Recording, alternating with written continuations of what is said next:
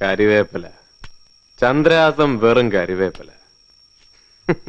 സാരല്ല, തീയില് മുളച്ചത് വെയിലത്ത് പാടില്ല.